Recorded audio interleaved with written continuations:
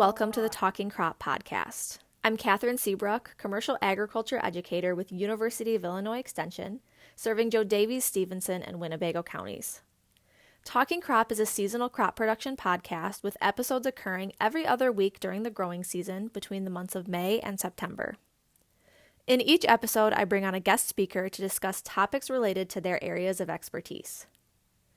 In today's episode, I am joined by Dennis Bowman, University of Illinois Extension's Digital Agriculture Specialist. Dennis and I discussed the evolution of technology use in agriculture, its benefits and drawbacks, the application of drones and robots in ag, and we also touched on the role of artificial intelligence in ag. In the video description for today's episode, you can find links related to what we discuss, as well as the link to the evaluation for this podcast. The next episode of Talking Crop will release on Wednesday, September 4th, and is the penultimate episode of this season of the podcast.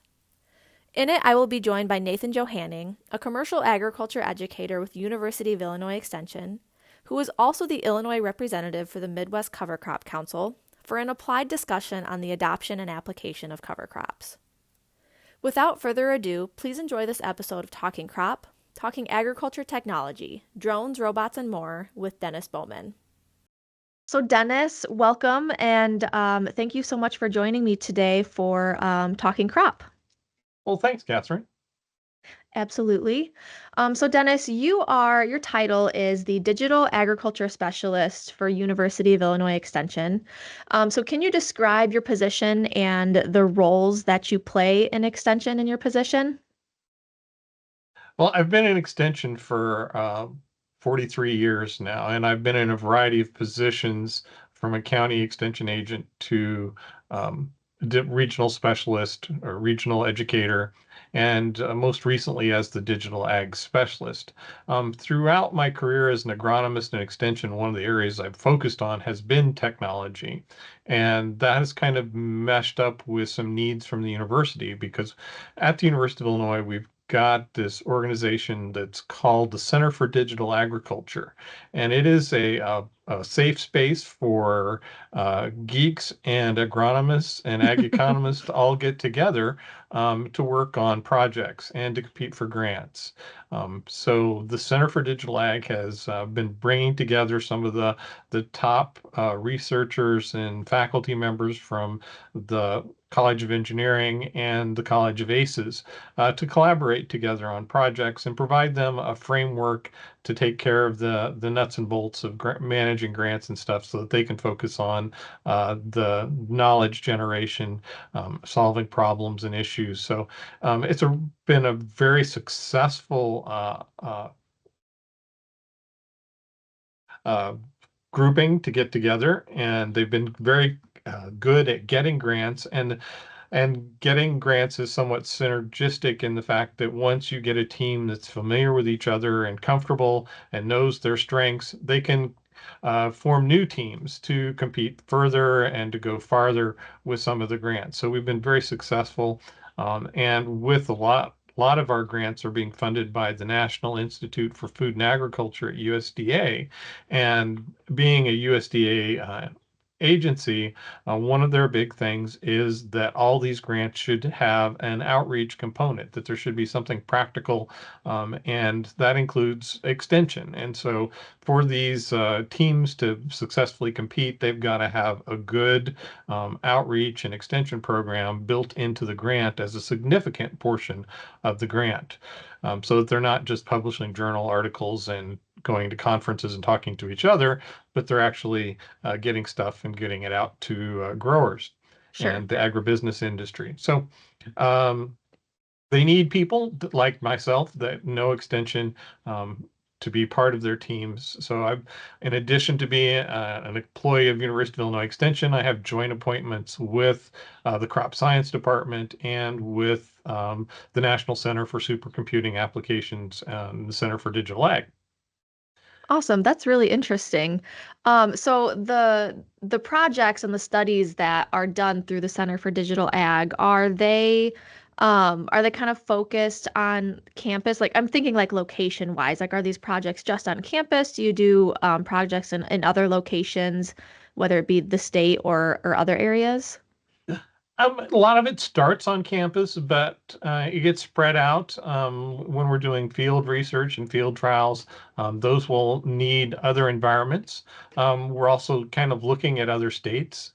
So sometimes we'll have partners in other states that we can work with. One of our big partners in a lot of our projects at the Center for Digital Ag is Tuskegee University.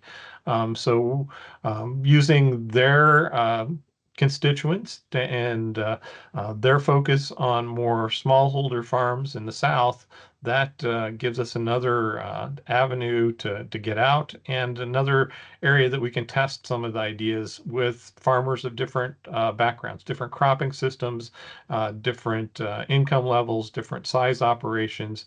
So trying to make things that work across the board. Yeah, definitely. That's awesome that by working with them, you're able to not just differentiate location, but also kind of different demographics of different areas. So that's really cool. So you mentioned in the very beginning that you've been in extension for a number of years and you've kind of always had your hand in the technology area. So can you talk a little bit about how technology in agriculture has changed from when you started to kind of where we're at now? I know a lot changes in a very little time with technology. So I'm really interested to hear what you have to say about that. Well, I came into a county extension office just a few months before the first personal computer found its way into the offices as an office tool. Um, and I'd had a little bit of training in college on the use of computers. And so I was instantly the guy in the office that could help people figure out how to use these devices that we were being added to our office spaces. Sure. Um, but going on past that, there was farm accounting software that came in that a lot of farmers started adopting, and that, kind of was the some of the first use of computers on the farm was basically as kind of farm management tools. But then as we got into the technologies in the 90s, when the GPS system came online, which really was a really strong push. Folks were developing yield monitors for combines about the same time, but without the GPS to mark the location and record the location, you just basically had uh, kind of fleeting data that was going across a monitor showing yield. And so tying the GPS into that really increased the utility of that information and gave it something that we could keep and then start building maps off of from that data. So GPS was one of the first steps in that, GPSing soil samples, yield monitors. Then it started adding to fertilizer applicators to do variable rate applications. The next step was guidance systems on tractors so that they'd self-steer. And then that's technology has proceeded to get even more advanced. So it's pretty much hands off. Where in some of the early stages, it was a light bar that was on the hood of the tractor that you kind of just followed the light and kept it on beam as you went through the field. And now that's all more automated.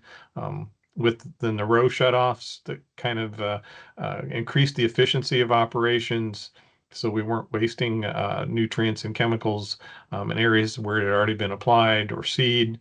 So just big advances in the control of our machinery. I know I talked to farmers early on when we first got the first auto guidance systems in tractors, and some farmers that were nearing retirement had installed or gotten a new tractor that had the system on it or installed it on one of their existing tractors. And they were just amazed at how less stressed out and tired they were at the end of a day in the farm. That it just really took a lot of the moment to moment stress off their bodies, and they were managing the equipment rather than driving the equipment. Sure. Yeah, that's a really good way to look at it.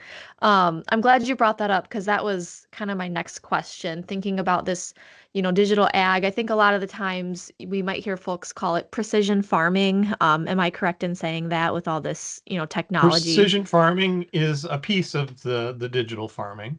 Yeah. Okay, yeah. So this precision farming and digital farming, so kind of wrapping it all together in one big broad package. my next thought and question was, does it make farming easier?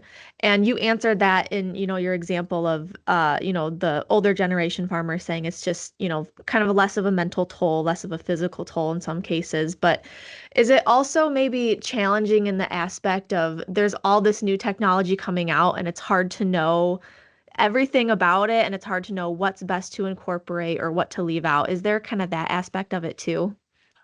There's definitely a challenge, and with any new technology, when you're the first to adopt something, we call that the bleeding edge because it often doesn't work right. You have downtime, you've got a piece of equipment that you're counting on, and it's time to plant, and the planter won't sync. Hmm. Um, and those kind of things can be very frustrating. So, as the technology matures, a lot of that gets taken care of and goes away. But still, it is an issue, and um, there's a lot of different pieces and different manufacturers. They've got their own systems. So there's a lot of nuances as you move from machine to machine that you've got to keep track of. So yeah, it is. It can be a challenge. There's advantages, but a lot of time there's more prep work before you get to the field to make sure Sure. everything's going to work. Yeah, you got to do that upfront work to make things easier on you in the back half of things, which that's the case with a lot of things. So I don't think that's something we can really eliminate going Right. forward. So looking more specifically at a certain type of agriculture technology, being drones. I know that you do a lot of work with drones. You were just up here actually this spring. You did a little bit of you did a presentation and gave us a demonstration of drone use. And so I wondered if you could explain, for those who might not be very familiar, how are drones being used in agriculture? So, what are all the applications for drone use in ag currently? It started off pretty much as an imaging tool to take pictures of crops and to make maps, visual maps of fields. A lot of the drones just get used to fly up over the field, take some pictures, look for problems, kind of a aerial scouting tool. And then that information, if you go to the next step, that can be converted into maps. And that could be a visual camera or it could be a multispectral camera that could do other wavelengths of non-visible light like near infrared and red edge. Um, so that can allow us to look at things that we can't see with our naked eye and create something called vegetative indexes that can give us a clue as to how healthy a plant is. Um, so there's that visual aspect of those small drones that have been buzzing around for oh gosh, a little over 10 years now, that they've been really available on the market. And then most recently, we've added to that the spraying and spreading drones, these bigger drones that can carry payloads and up to around 40 gallons tanks or so on some of these small or bigger spray drones that I'm sorry, it's a 40-liter tank, which is an 8-gallon tank, Okay. not 40 gallons. We haven't got that big yet. Um, that can spray several acres at a time. And so with this technology and fast recharging batteries, and not having a pilot on board that's at risk of life and limb, um, Hmm. the FAA has kind of fast tracked the adoption of spray drones after an initial very reluctant attitude towards using drones for agricultural applications of materials. That has changed, and now we're seeing a really rapid adoption of this technology, and folks setting up with systems with these bigger spray drones that can come in and spray large acreages. And just kind of fly continuously using one or two drones and generators and fast recharging batteries to keep them in the air all day long, and then using those into the fall as we start using them to apply cover crops and spreading cover crop seed. So spot spraying, of areas that need it, border areas that need additional attention that would be hard to get from an aerial applicator or from a ground applicator. Some real benefits from these smaller uh, spray drones. Yeah, absolutely. So with these these larger drones that are being used for application and spreading, is it more of something that's been adopted by, companies, or are individual farmers also doing this on their own operations as well? Um, I've seen several farmers that have decided to kind of start up a small business. They've got a younger uh, son or daughter that's entering the enterprise that has some technology experience, and they're setting up a side business of doing the spray drones. Or some of Hmm. the aerial applicators are seeing some advantages to using the small drones for areas that are hard to get into. There's a lot more windmills out and about that can Sure. kind of create a nasty environment for the airplanes to try to get into. Areas where big airplane gets a lot of attention, and you can get a small drone in there and not cause as much disturbance. Hmm. So you're definitely seeing a wide range of folks that are getting into business. So we'll see how that fares over the next couple of years on those that are successful and not. But there's been a lot of them that have been approved by the FAA. Um, so there's a lot of interest in the technology right now. We'll see how it conglomerates or fits in as this shakes out as we go in the next couple of years. Yeah, that's for sure. So you've talked a lot about the benefits of using drones in ag. Are there any, um, kind of maybe not unknown, but not much thought about disadvantages to using drones? Of course, they're smaller, so they can, for being relatively large drones, they can cover larger acreages relatively, but not as much as a large sprayer, right? So that's an obvious, you could call that a drawback. But are there any other kind of drawbacks or disadvantages that some might not, consider right off the bat? Um, they are not the perfect answer in all situations. They Hmm. still have drift potential. The technology in them right now is still rather untested in some ways. Most of the new spray drones are used rather than using regular nozzles, have switched to the rotary atomizer nozzle or spray system. And we don't have a lot of good research on setting those up for best applications. The system can make a lot of adjustments and do a lot of things automatically, but knowing if that's the right thing to be doing in those situations is something we need to think about. Some of these are being designed by engineers and with not a lot of experience in agriculture. So things like what's the right swath width, what's the right nozzle setup, some of those kind of things need a little bit more research right now so that we can do a good, accurate job. So their heart can be more of a challenge to calibrate because of their flying in the air, and you're not just sitting there with a spray boom on the ground Right. and walking from nozzle to nozzle with a measuring cup and a Hmm. stopwatch, but you're trying to determine the right way to and the best way to get stuff applied. Sure. So how might a farmer kind of determine whether getting started with drone use is the right decision for them? It's like, what kind of things should they think about to make that decision? Well, for me as an agronomist background and doing a lot of crop troubleshooting and crop scouting, um, late season crop scouting is just a real challenge to do effectively. And more often than not, you're just taking a few random samples from near the road to see if something is going on in the field. And you're not seeing what's going on in the back of the field. Right. Yesterday, I was out with my imaging scouting drone and surveyed several fields in western Illinois where there was red crown rot problems. And so, surveying the extent of the damage in those fields was very, easy to do with the drone.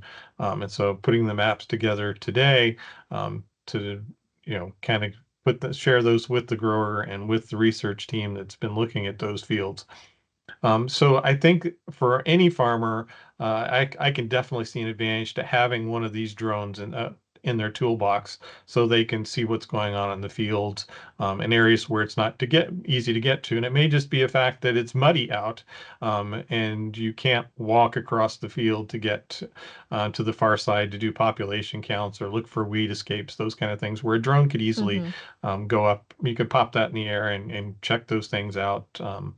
Really quickly. So that's I think almost every farm should have somebody that can run one of the scouting drones. I think they're just such a good tool to have.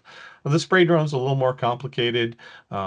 If if you see a need, if you've got pasture areas, if you've got areas that are hard to or difficult to spray with conventional equipment, or hard to get an aerial applicator to your site, then I can see some advantages for having a spray drone. I was working with a retired grower, um, that isn't actively farming, but he has a 2 acre elderberry patch that he Oh, manages and using as part of his retirement income. So a summer awesome. hobby of producing elderberries that gives him some good income bump for his Sure. retirement income. And he was getting older and was finding it more difficult to keep the sprays that he needs to put on the elderberries to keep the pests out. And saw my information on the one of my presentations on spray drones and got really excited about it, and has bought one and is using it to um, make his life a little more comfortable by not having to wander through the his elderberry patch dragging a hose, trying to spray his crop there, because it's not something that could be done with commercial applicators, and it's too small for aerial application. So it's a good Yeah. place. Yeah, those kind of like niche situations are Yeah. would be really fun to find. Kind of speaking of the advantageousness of these, I have a colleague, and of course this wouldn't apply to our area by any means, but I have a colleague in my office who's from way out west, and so she said that I don't know if it was her father or her grandfather. He uses a drone to use it to scout for where his cattle are because, they have those wide swaths of land. So he'll use a drone to figure out where they're hanging out, and they actually got used to it. So they know that when they see the drone, they're about to be, they're going to be fed relatively soon. So they'll kind of, flock to where they need to go. So yeah, those are really good advantages in each of those different situations, which is really great. So if a farmer does decide, they have maybe one of those niche situations, or, they are interested, they want to make scouting easier, so on and so forth. Like, how do you recommend they get started? Should they just go out and, kind of just not put their toe in the water, but kind of jump in and go get a drone and try it out? I guess what do you recommend to folks who say that, they're seriously interested? Like, what's their first step that you recommend? The first step is to talk to people about that are using drones, and to find out what they're using and what's working. The market changes a little bit from year to year, but using one of the established drone companies, not going to Best Buy necessarily and getting whatever they've got on their shelf or Walmart, but looking around and getting something that's in semi-industrial grade as it comes to drones. It's got a good company backing it up. They gets good updates, has a strong operating system, so that and that's the thing that a lot of people don't realize is that the drones are pretty easy to fly. Mm-hmm. They're not that big of a challenge at all these days. The computer does all the work. You just kind of suggest where you'd like the drone to go, and it takes care of getting it there, and will try to prevent you from making mistakes most of the time as well. So the latest versions of the drones pretty much all have some type of obstacle avoidance, so that they'll try to avoid Right. crashing into things. Not that you can't get into trouble with them, but most of the time they will do their best to not fall out of the sky. Um, Mm-hmm. and so then, if you decide that you're going to do this, then you need to get certified, get the FAA Part 107 drone pilot's license. It's not terribly hard, but it's not something you'd pass if you didn't spend a little bit of time studying for it. There's a lot of free study materials that are available online, and anybody that wants to do that, I can send some resources to them if they want to contact me, which you will provide them with my contact information, and I Yep. can share some of my resources that I use.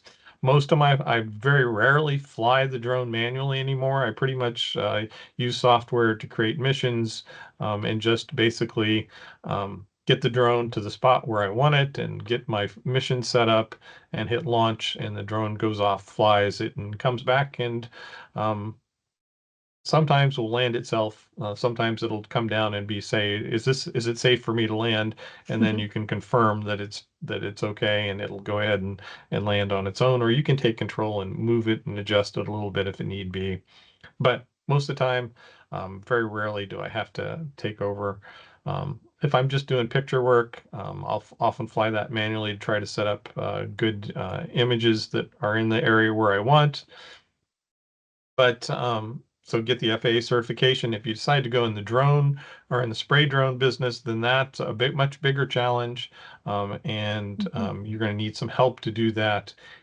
Either because a lot of paperwork, because you basically have to do all the same paperwork that a crop duster would have to have with a manned airplane, Right. just with slight tweaks to it that fit drone usage.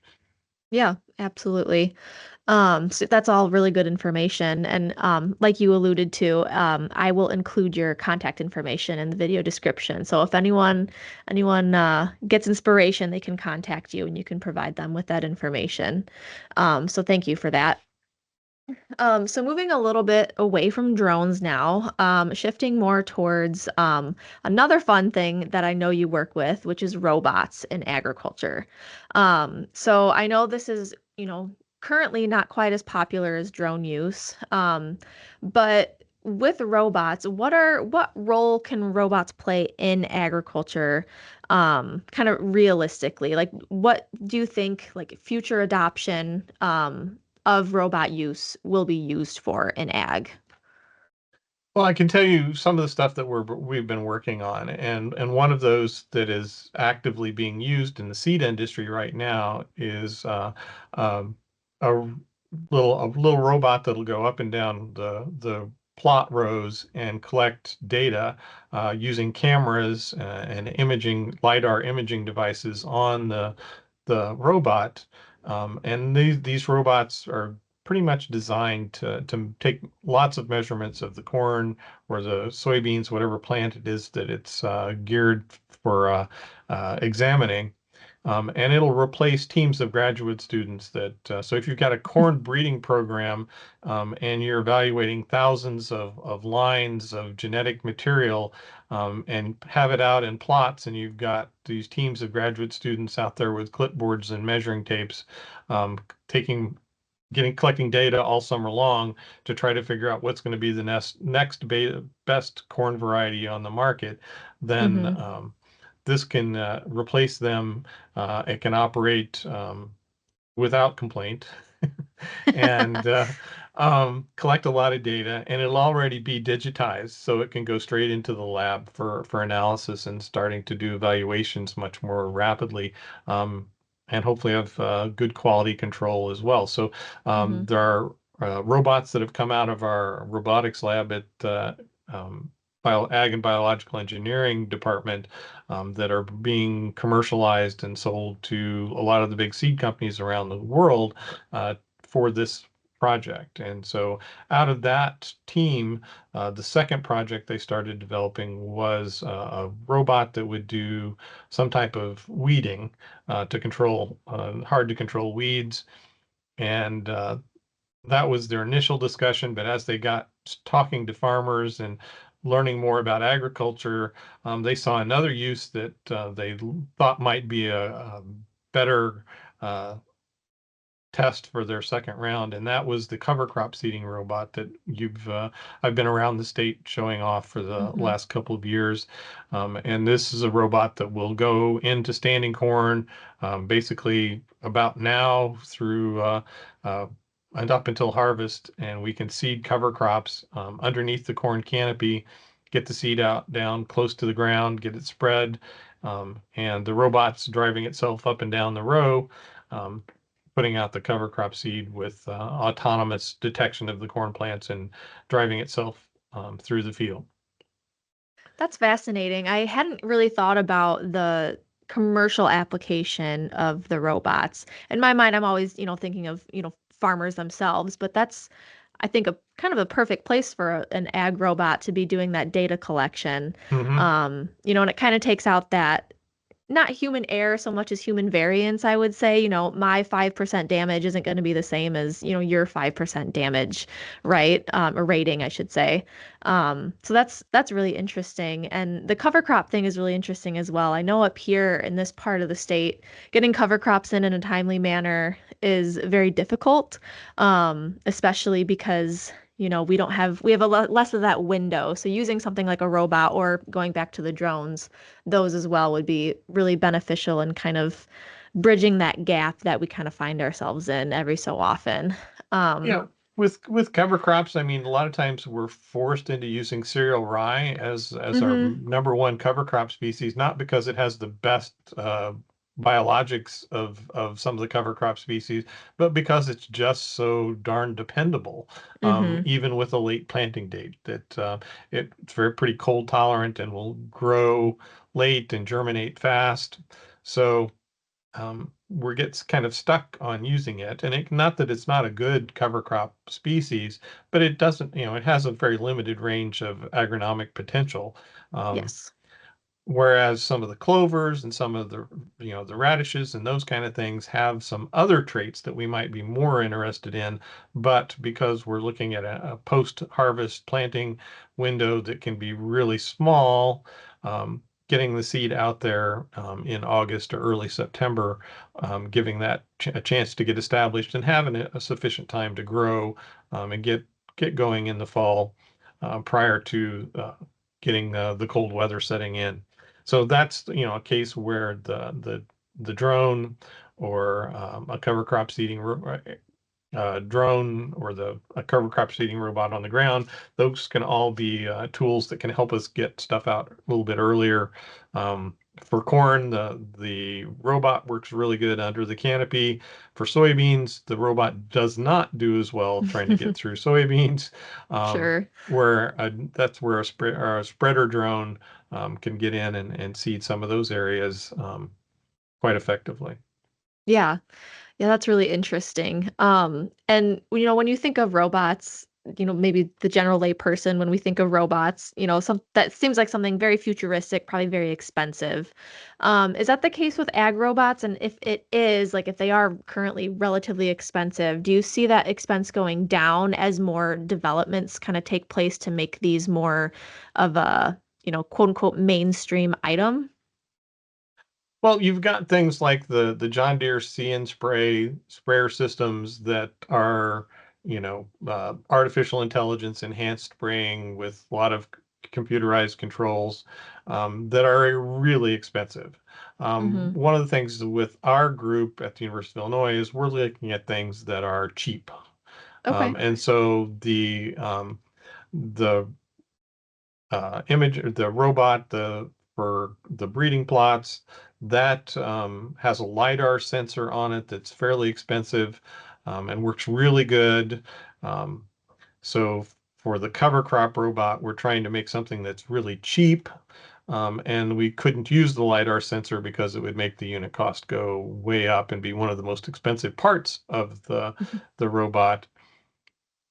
So we're using cheap vision cameras and a little tiny little computer that taking what we learned from the LiDAR robots and using those with the visual cameras to make um, machine vision system that can see the corn rows and guide the robot down the center of the rows and keeping it between the plants. Mm-hmm. So, and we want to build a system that's going to be competitive with other types of seeding applications. Um, so that would be affordable. We talk about, the, uh, the spray and spreading drones. Those can cost you, up to about $30,000 for the larger ones. My little one that I use was complete system was $15,000.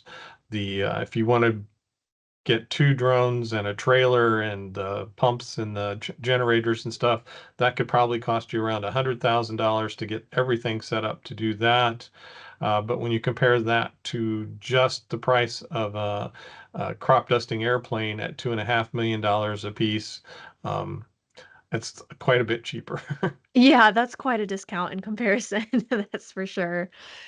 You threw out the word artificial intelligence when you're talking about that other piece of technology, which brings me to one of my next questions, which is, what role does artificial intelligence play in farming today? I think in the mainstream, everyone thinks about, Chat GPT, but what role does AI play in farming today, or will it play in the future? So a lot of the technology that we're starting to add to agriculture has a kind of a foundation in artificial intelligence that, say, the John Deere See and Spray, um, the computer system that runs that basically was built using artificial intelligence, where they feed in lots of images of corn and soybeans and cucklebur and water hemp and build a system using machine learning in artificial intelligence that you can show it a picture it hasn't seen and it can tell you whether it's corn or soybeans or a weed. Hmm. So that turns the sprayer on. So building that kind of a system, the foundation using of machine learning and stuff is piece of artificial intelligence. And then you've got the more common type thing that we're seeing now with like the Chat GPT, which, we have a version of Chat GPT that's designed for agriculture that we're experimenting right now called Crop Wizard, that uses a data set that is made of publications from all the land grant colleges across the United States.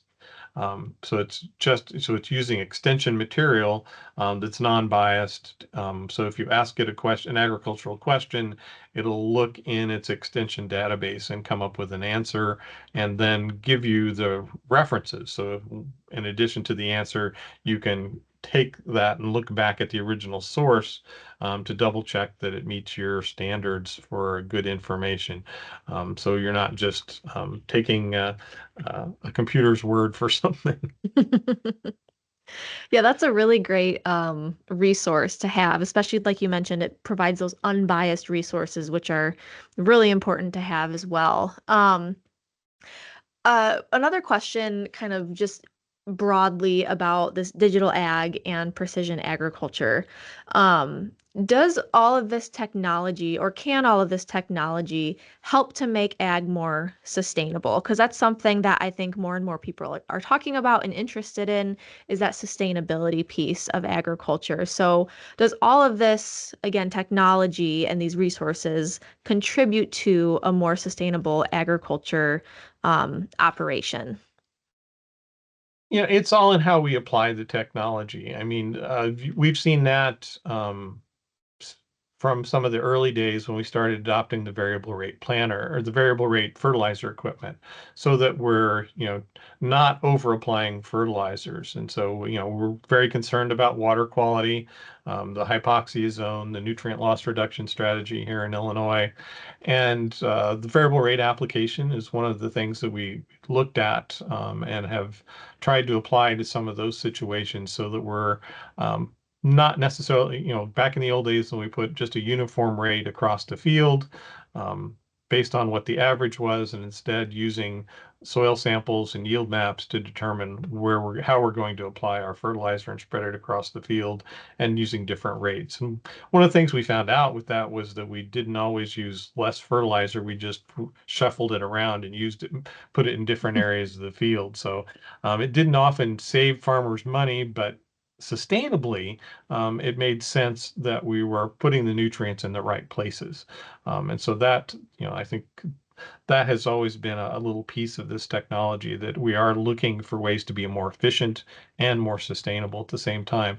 The row shutoffs and those kind of things that keep the pesticides from being overlapped, or keeping them out of the waterways. A lot of our ag chemicals have restrictions when it comes near the edge of the field, and so having that built into the system to keep those just only in the right places can be an advantage as well.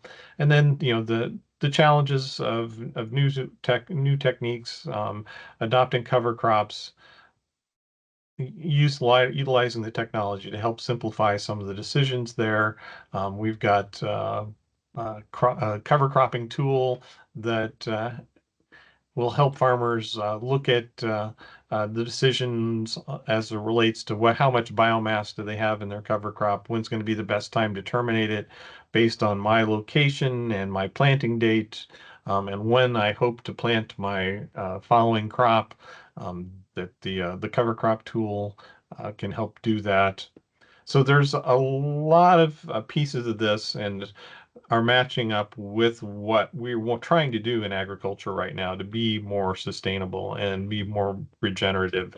The use of the cover crops and making sure that they're successful, the reintegration of livestock in some of these systems, which changes some of the dynamics and the biodiversity in the fields as we go forward. Mm-hmm. Yeah. Yep. There's a lot that goes into that sustainability piece. And based on everything you've said today during our conversation, it sounds like this technology can really help us, help us make those decisions and do it in a more sustainable way. So Dennis, I just have one last question for you. And it is, I know you have a field day coming up in a couple of days, which at the time of this recording, this will be out after your field day occurs. But are there any events coming up in the, near or even far future that you want to talk about at all?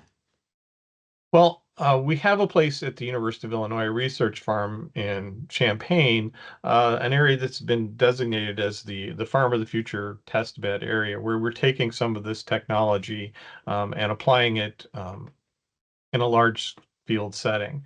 And so one of the things we're hoping to do, and we've got it loosely on our calendar to have a field day in November at the Farm of the Future site to look at the grazing of the cover crops by some of the university cattle, and monitoring them, and also using drones and herding ground dog-shaped robots to help move the livestock around, as well as virtual fencing to move the livestock and give them access to the best grazing, and keep them off of areas to give them time to recover. So how we can use the virtual fencing to do rotational grazing and manage cover crops for a grazing situation. Okay. So hopefully we'll get that. Everything will come together with the fences and the livestock and the technology to have that field day this November. Yeah, that sounds really interesting. I definitely want to try to make that. We have a lot of livestock producers in this area, so that would be something that would be really interesting to see. And it's really great also. I wanted to mention that, we're talking about all this technology and maybe it's something that people haven't seen in action. So you guys doing those field days and demonstrating for folks, I think is really important because, you can think about it all you want, but it's so much different to actually see it in play, to see if it'll be a benefit. So Dennis, that is all that I have for you. Again, thank you so much for joining me today. I appreciate your time. And I will, I'm sure, catch up with you soon. Thank you, Kathryn.